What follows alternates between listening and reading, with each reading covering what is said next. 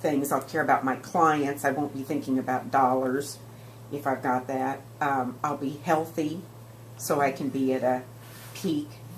I try to eat a healthy diet so that, I feel good so that I'm as awake as I can be at this tender age of mine. And, it's an inside job. I can't expect the product I put out to be good if the soil it comes from isn't fertile soil. Not fertile. If it's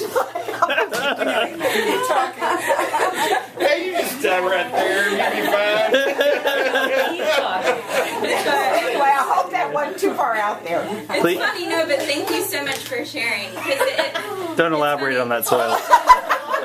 No, it wouldn't make any difference anyway at this point. But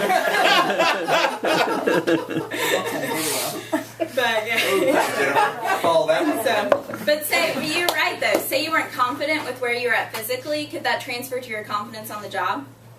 Yes. Or if your home life is just falling apart, it's a mess, could that bleed into your professional world as well? You bet. And what Gary found is top producers are constantly getting better just in all areas of their lives. They're reading as many positive mental attitude books as they can read, advanced sales, whatever it is. They make sure they have excellent time management so they can spend time with their families. They still have date night with their spouse. They make it to their kids' games.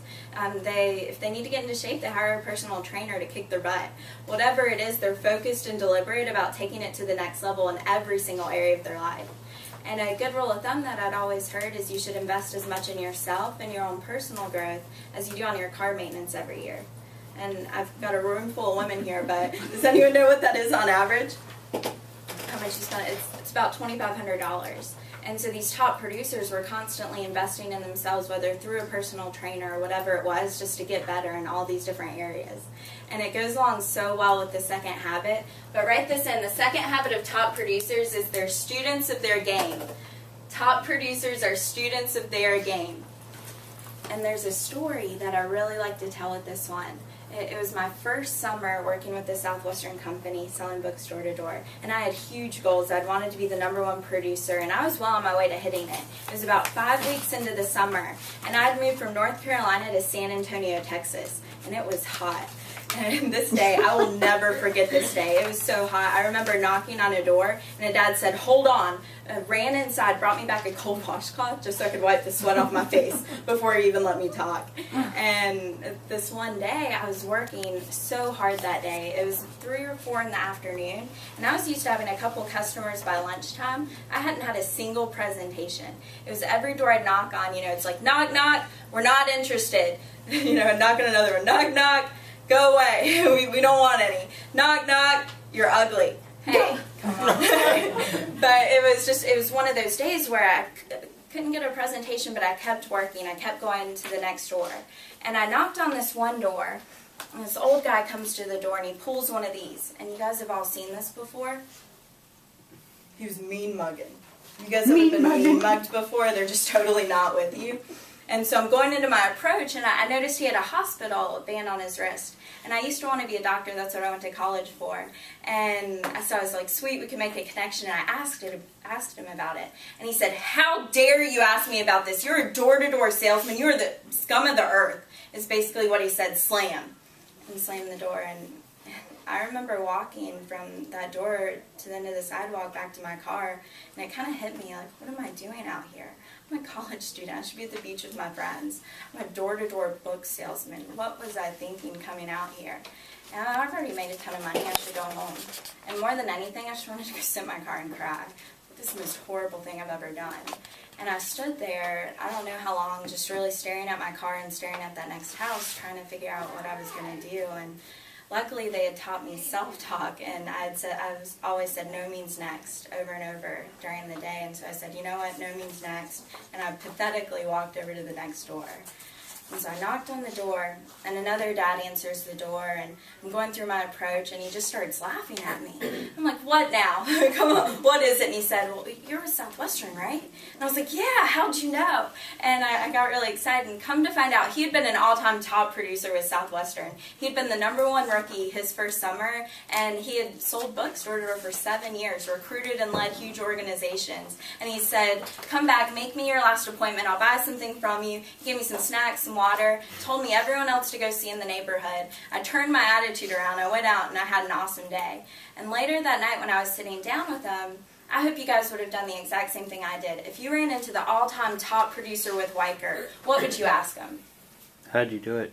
Yeah, how'd you do it? What made you? What are you doing to get you to where you are? And he said something, Jeff said something that stuck with me to this day. He said, Jennifer, the day I stopped learning is the day I started dying. And does that make sense to you guys? Absolutely. Yeah. He said I read a new advanced sales book every single month. I attend 6 or 7 conferences a year. I pay for my team to go to half of them. I do all the little things right every day. And it's when we started talking about his schedule and his habits, which is a lot that has to do with the third habit of top producers. But write this in, is that top producers take action now. And I want you to underline, circle action, whatever you need to do to remember this one, because it's so important. And I didn't realize how important it was until way after the summer. And looking back on that summer, Jeff had told me that night, he said, I'm so glad you came when you did. We were headed out of town, and they had postponed their trip to the next day so they could spend time with me. And what I didn't realize until later was, if I had taken that time to go sit in my car and feel bad about myself, and to take that time to go cry or pity, whatever it was, I would have never met him. I definitely wouldn't have turned around that day. Who knows, I might have quit, but I definitely wouldn't have done well my first summer. And it's what Gary found with all these different top producers is they don't always know the right thing to do. They don't have a crystal ball to look into that'll say, well, okay, this is the system you need to use to be the #1 producer in real estate. But what they do is they set goals for themselves, they make commitments, they trust in themselves, they believe in themselves, and they do whatever it takes to find a way to make those goals happen. They do what they say they're going to do. And it has a lot to do with the definition of insanity. Mm-hmm. Anybody know what that is? Yes, I do. Yeah, it's Doing the same thing over and over again, expecting different results. Yeah, and that's insane, but it's so easy to fall into. I know I do, and it really takes action to get out of that, and being a student of your game and working as hard on yourself as you do on your job to be that top producer and get out of those ruts, whatever it is. But that's my little motivational bit. Who's motivated? Woo! All right, 2 of you.